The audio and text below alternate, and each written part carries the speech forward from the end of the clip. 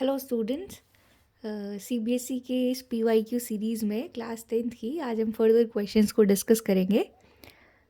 अभी हम लोग एमसीक्यू डिस्कस कर रहे हैं। तो फर्दर क्वेश्चंस में भी आप लास्ट ईयर का ये स्टैंडर्ड का पेपर है, सो डू प्रैक्टिस। देखिए क्वेश्चन क्या बोलता है आपको, the centre of a circle is at 2,0। ध्यान दीजिएगा, क्वेश्चन ने आपको सर्कल का सेंटर दिया हुआ है, ठीक है। अगर ये कोई सर्कल है मेरा और इस सर्कल का जो सेंटर है उस सेंटर के आपको कोऑर्डिनेट दिए हैं, that is 2,0, right. If one end of a diameter, देखिए आपको पता होगा अगर ये सर्कल का सेंटर है तो डायमीटर जो है सेंटर से पास होने वाली सबसे लॉन्गेस्ट कॉर्ड होती है, राइट, जो कि रेडियस का क्या होती है, ट्वाइस होती है। आपको पता है कि डायमीटर भी एक कॉर्ड होती है और ये क्या है, ये आपके सेंटर से पास करके जा रही है। क्वेश्चन ने ऑलरेडी बोल रखा है कि ये डायमीटर है, तो मैं बोल देती हूँ कि बाई चांस इस डायमीटर का नेम क्या है, ए बी है। इस पे बोलता है आपको if one end of a diameter is at 6,0, diameter का एक एंड जो है वो आपका 6,0 पे है, then the other end is, आपको ये अदर एंड बताना है, ठीक है। अब आप ध्यान दीजिएगा एग्जाम में आपको कैसे समझना है।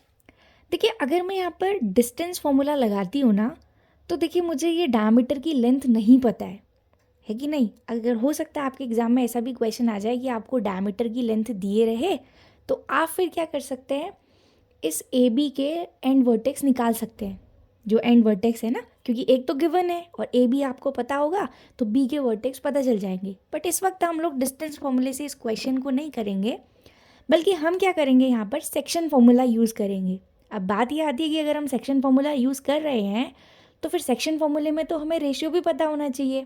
देखिए ये ए बी कोई लाइन थी, इस लाइन को ओ पॉइंट जो है वो क्या कर रहा है, इंटरसेक्ट कर रहा है आपका, किसी भी रेशियो में इंटरसेक्ट कर रहा है। अब वो मुझे नहीं पता है किस रेशियो में कर रहा है, लेकिन अगर यहाँ पर देखा जाए तो आपको पता है डायमीटर सेंटर से पास होता है।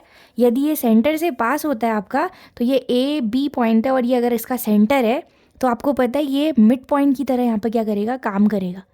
यदि ये मिड पॉइंट है तो आपको पता है कि ये क्या करेगा, ए ओ और बी ओ जो ये रेशियो आएगा दैट इज़ 1:1। मिड पॉइंट का मतलब ही यही होता है कि दो बराबर हिस्सों में ब्रेक करेगा। तो दो बराबर हिस्सों में अगर ब्रेक कर रहा है, सो इट मीन्स कि ये 1:1 में क्या करेगा, इसको ब्रेक करेगा। तो मुझे पता चल गया देखिए कि इनका रेशियो क्या है, 1:1 है। तो डायरेक्ट भी आप मिड पॉइंट जो आपने फॉर्मूला पढ़ रखा है आप उसे भी यूज़ कर सकते हैं। अदरवाइज़ आपको सेक्शन फॉर्मूला पता ही है, हमने प्रीवियस क्वेश्चन भी एक तरीके किया हुआ था। तो देखिए सेक्शन फॉर्मूला यदि मैं लगाती हूँ तो आपको पता है सेक्शन फॉर्मूला क्या है, सेंटर के जो आपके ये कोऑर्डिनेट आएगा ओ का, अगर मैं इसको x बोल दूँ इसके कोऑर्डिनेट को, तो x इज इक्वल टू होता है m1x2 plus m2x1 divided by m1 plus क्या होता है आपका m2 होता है, राइट।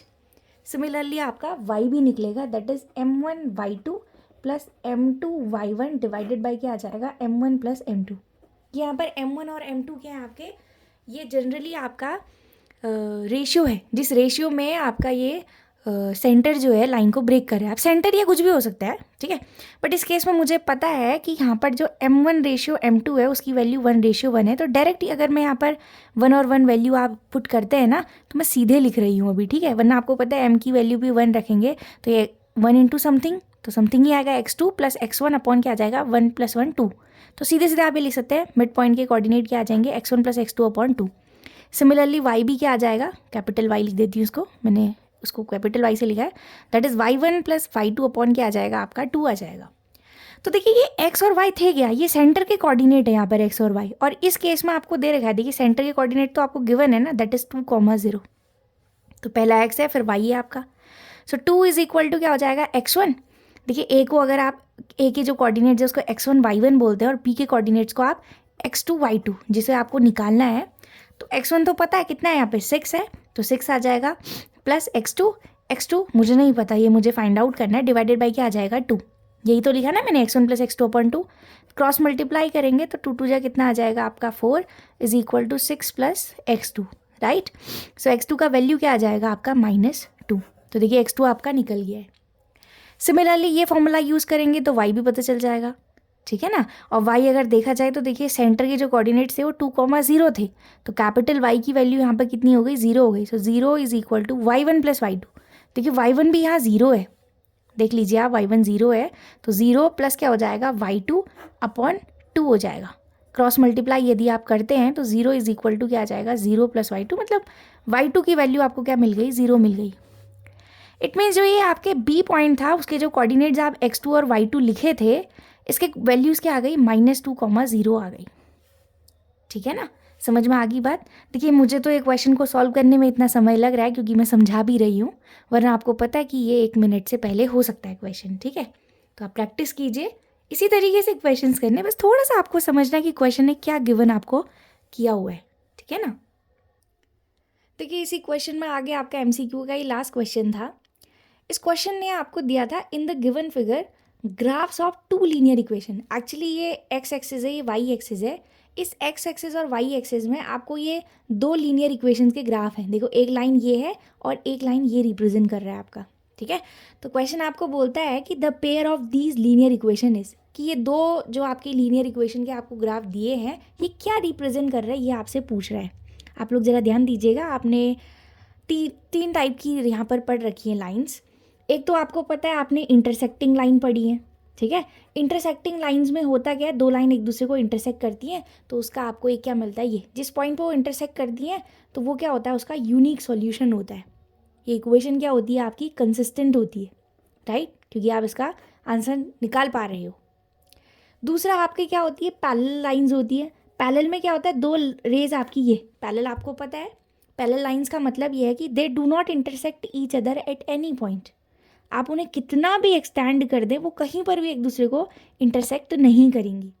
तो देखिए कहीं पर अगर इंटरसेक्ट नहीं करेंगे तो मुझे आंसर कहाँ से मिलेगा, इट मीन्स कि ये क्या हो गई आपकी, इनकंसिस्टेंट हो गई, राइट, इसका सोल्यूशन ही नहीं मिलेगा मुझे। ठीक हो गया, तो सोल्यूशन एग्जिस्ट ही नहीं करेगा। तीसरा जो होता है वो क्या होता है, कोइंसिडेंस लाइन होती है आपकी। सो कोइंसिडेंस लाइन कैसी होती है, जैसे एक लाइन उसी लाइन के ऊपर दूसरी लाइन एक दूसरे को यदि वो कोइंसाइड करती है, इससे आप क्या लिखते हो कि किसके कैसे सोल्यूशंस होते हैं आपके, मैनी सोल्यूशंस या इन्फाइनाइटली मैनी सोल्यूशन, जो भी आप बोले। ये भी क्या होता है आपका, सोल्यूशन कंसिस्टेंट होता है। सोल्यूशन तो आप ले पा रहे हैं, एक से अधिक भले ही सोल्यूशन है बट सोल्यूशन तो एग्जिस्ट कर रहा है ना, एक लाइन के ऊपर दूसरी लाइन। ठीक हो गया, तो अब आप देखिए ये जो लाइन आपको दी हुई है, ये लाइन अगर आप एक्सटेंड करते हैं, ऑप्शंस जो इसमें मिले हुए थे उसके अकॉर्डिंग देखा जाए तो आई थिंक क्वेश्चन ने जो आपको ऑप्शंस गिवन किए हुए थे उसमें उसने दिया था कि कंसिस्टेंट सोल्यूशन है। ठीक है, एक ऑप्शन दिया था आपका कि सोल्यूशन कंसिस्टेंट है। ठीक है, कंसिस्टेंट सोल्यूशन दिया था, मतलब कंसिस्टेंट विद यूनिक सोल्यूशन। एक आपको दिया था consistent with infinitely many solutions. तो देखिए दोनों तो यहाँ पर फिट बैठ नहीं रहे हैं ये लाइन, अगर अभी देखा जाए तो। तीसरा इसने देखा था इनकंसिस्टेंट भी अभी हम बोल नहीं सकते क्योंकि ऑप्शंस को आपको करेक्ट ऑप्शन को क्लिक करना है। फोर्थ ऑप्शन इसने दिया था कि inconsistent but can be made consistent by extending these lines. ठीक है, तो देखिए आप क्या कर सकते हैं, यदि आप इन लाइन को आगे बढ़ाते हैं ना तो कोई पॉइंट ऐसा आएगा जहाँ पर ये दोनों लाइंस एक दूसरे को क्या करेंगी, इंटरसेक्ट करेंगी। तो ये एक तरीके से देखा जाए ना तो इसका सोल्यूशन क्या है, कंसिस्टेंट है। अभी आपको देखने में तो ऐसा लग रहा होगा कि हाँ यार ये तो कट ही नहीं कर रही है ना, ये पैरेलल है, ऐसा भी दिख नहीं रहा है, पैरेलल है ही नहीं ये रेज। तो क्या है ये, एक्चुअली ये इसका कंसिस्टेंट सोल्यूशन ही होगा यदि आप इसको एक्सटेंड कर दें। ठीक हो गया, तो फोर्थ वाले ऑप्शन आपका सही होगा कि आपका इसका सोल्यूशन एग्जिस्ट करेगा जब आप लाइन को क्या करेंगे, आगे एक्सटेंड करेंगे। क्योंकि जैसे आप लाइन को आगे बढ़ाएंगे तो कोई पॉइंट होगा जहाँ पर ये एक दूसरे को क्या करेंगी, इंटरसेक्ट करेंगी। क्लियर हो गया। अच्छा, अब हमारा एक 18 MCQs के बाद अगली हमारी जो सीरीज़ है वो एक्चुअली आपकी असर्शन रीज़न बेस्ड है। तो आपको यहाँ पे 2 क्वेश्चन देखने को मिलेंगे CBSE में जब आप फाइनल एग्जाम देंगे, चाहे वो स्टैंडर्ड का हो चाहे बेसिक का हो। तो उसमें देखिए असर्शन रीजन बेस्ड क्वेश्चन क्या दिया हुआ है आपको, the tangent drawn at the end points of a diameter of a circle are parallel बोल रहा है। ठीक है, आपको पता भी है यदि ये कोई सर्कल है, ठीक है, और आपको पता है डायमीटर जो होती है वो सेंटर से पास करती है और ये क्या होती है, एक तरीके से लॉन्गेस्ट कॉर्ड होती है किसी भी सर्कल की। ठीक है ना, ये कॉर्ड है परंतु कैसी कॉर्ड है, लॉन्गेस्ट कॉर्ड है। तो क्वेश्चन आपसे कह रहा है the tangent drawn at the end points of a diameter. And point मतलब एक पॉइंट ये हो गया, एक पॉइंट यही तो है, डायमीटर के एंड्स यही हुए। इन एंड्स पर यदि आप टेंजेंट ड्रॉ करते हैं, देखिए 2 टेंजेंट ड्रॉ कर दिए मैंने, तो देखिए अगर आप देखते हैं ना तो ये बोलता है कि end points of a diameter of a circle are parallel बोल रहे हैं। तो ये बात बिल्कुल सही है। इज इट, ठीक है, ये ट्रू है, इट इज़ ट्रू, असर्शन सही है आपका। देखिए ये लाइंस को अगर आप ये जो एंड पॉइंट्स जो मीट कर रही है आपका, इसके एंड से अगर आप लाइन टेंजेंट ड्रॉ करते हैं तो देखिए ये एक दूसरे के क्या है, पैरेलल है, तो असर्शन क्या आपका करेक्ट है। ठीक हो गया।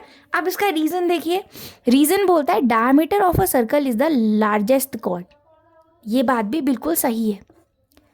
यदि एक सर्कल की डायमीटर अगर आप देखें, अभी बोला ना मैंने डायमीटर जो होती है, देखिए कॉर्ड तो और भी होती है, जैसे ये सर्कल है मेरा, ये सेंटर से पास होने वाली लाइन है, ठीक है, ऐसे ही आप इसके बिलो लाइन ड्रॉ करते हैं तो ये सारी कॉर्ड्स होती हैं। कॉर्ड्स क्या होती है, सरकमफेरेंस पर सिचुएटेड दो पॉइंट्स को ज्वाइन करने वाली लाइन को आप कॉर्ड बोलते हैं।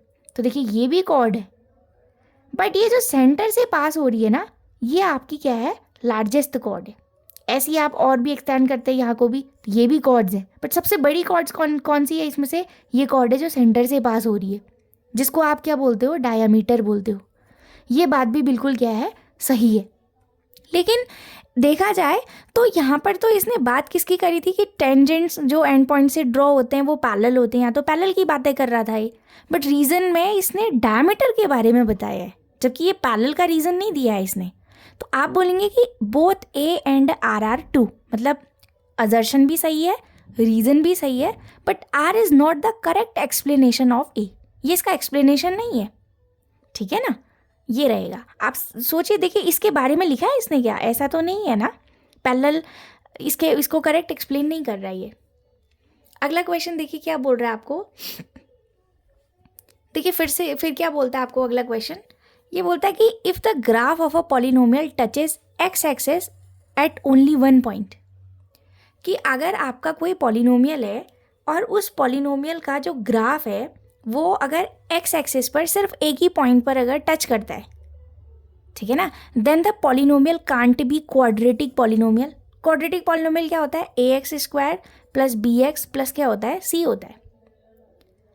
अब आप क्या करेंगे, क्वाड्रेटिक इक्वेशन को पर्टिकुलरली क्या करेंगे, किसी एक मतलब जैसे ये मैंने जो लिखा है, this is polynomial in terms of क्या है, एक्स है, मतलब यहाँ पर वेरिएबल कौन है आपका, एक्स है, तो आपने एक्स के टर्म में लिखा हुआ है। तो आपसे कह रहा है कि अगर कोई पॉलिनोमियल का जो ग्राफ है वो एक्स एक्सिस को यदि एक ही बार टच करता है, अब इसने बोला है कि आपका if the graph of a polynomial touches x axis at only one point then the polynomial can't be quadratic. देखिए आपको पता है, अगर कोई भी जैसे आपने किए होंगे, जनरली हम लोग नंबर ऑफ जीरोज से डिसाइड करते हैं। नंबर ऑफ जीरोज हम कैसे बताते हैं, जैसे कोई भी आपकी क्वाड्रेटिक पॉलिनोमियल आप लिखे हो तो उस पर नंबर ऑफ जीरोज आप बताते हो किस तरीके से, कि कितने बार, जैसे ये एक्स के टर्म में, तो एक्स को कितने बार ये क्या कर रहा है, टच कर रहा है या इंटरसेक्ट कर रहा है।